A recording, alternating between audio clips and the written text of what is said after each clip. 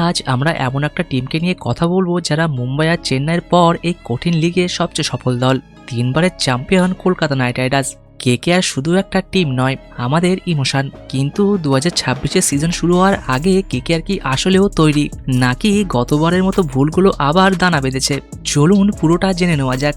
গত বছর KKR defending champion হিসেবে মাঠে নেমেছিল, কিন্তু শেষ হলো কোথায়? 10টা টিমের মধ্যে 8 নম্বরে। এটা কোনো দুঃখের চেয়ে কম ছিল না। ভেঙ্কটেশ্বরের পারফরমেন্স ছিল জঘন্য, শ্রেয়স ছিলেন না, গাম্ভীর মেন্টরশিপের অভাব হাড়ে হাড়ে টের পাওয়া গেছে।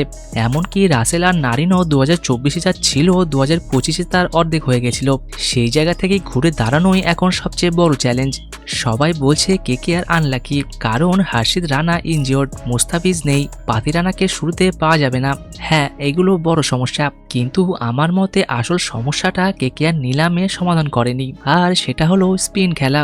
শ্রেয়াস আর নীতিশ রানা যাওয়ার পর থেকে মিডিল ওভারে স্পিন খেলার মতো প্লেয়ারই নেই।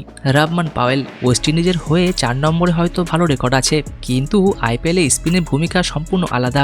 উনি কি পারবেন? তারপর অজিঙ্ক্য রাহানে ওপেনিংয়ে ঠিক আছেন, কিন্তু মিডিল ওভারে ওনার স্ট্রাইক রেট 100-র আশেপাশে ঘোরাফেরা করে, যা টি-20 ক্রিকেটে ক্রাইম। রিঙ্কু বা রামানদীপ এই দুজনেই পেসারের বিরুদ্ধে যতটা সফল, স্পিনের সামনে কিন্তু ততটা নয়। কেকেআরের এই স্পিন ক্রাইসিস 2026-এও তাদের ভোগাতে পারে। তবে আশার আলো আছে, যদি কেকেআরের ওভারসিজ খেলোয়াড়রা ফিট থাকে তাহলে এই টিম ধ্বংসাত্মক। Finn Allen, Tim Seifert, Powell, Narine একঝাক ম্যাচ উইনার। আর সবচেয়ে দামি প্লেয়ার ক্যামেরন গ্রিন যদি বোলিংটাও ঠিকঠাক করে দেন, তবে টিমের ব্যালেন্স কয়েক গুণ বেড়ে যাবে। অনুকূল রয়ও তুরুপে তাস হতে পারেন।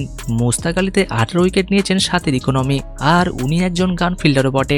আমার মতে কেকেআরের উচিত হবে অ্যাবসোলুট অ্যাগ্রেসর হিসেবে খেলা। পাতি রানা আসুক বা উমরান মালিক, টিমকে বলতে হবে তুমি এসে গতি দিয়ে ব্যাটসম্যানকে ব্যাকফুটে পাঠাও, রান যাক, ক্ষতি নেই, শুধু উইকেট চাই। আমার পছন্দের ব্যাটিং অর্ডার অনেকটা এই রকম: ওপেনার অজিঙ্ক্য রাহানে, নাম্বার 2-এ ফিন অ্যালেন, নাম্বার 3-এ ক্যামেরন গ্রিন, নাম্বার 4-এ থাকবেন অঙ্কুশ রঘুবংশী বা রাহুল ত্রিপাঠী, নাম্বার 5-এ রোমান পাওয়েল, নাম্বার 6-এ রিঙ্কু সিং, নাম্বার 7-এ রামানদীপ সিং, নাম্বার 8-এ থাকবেন সুনীল নারিন, নাম্বার 9-এ অনুকূল রয় বা আকাশদীপ, 10-এ থাকবেন বৈভব আরোরা, 11-তে বরুণ চক্রবর্তী, আর ইম্প্যাক্ট প্লেয়ার হিসেবে উমরান মালিক বা পাতি রানা। বরুণ চক্রবর্তীর ফর্ম নিয়ে একটু দুশ্চিন্তা আছে। রিঙ্কু সিংকেও তার সুযোগগুলো কাজে লাগাতে হবে।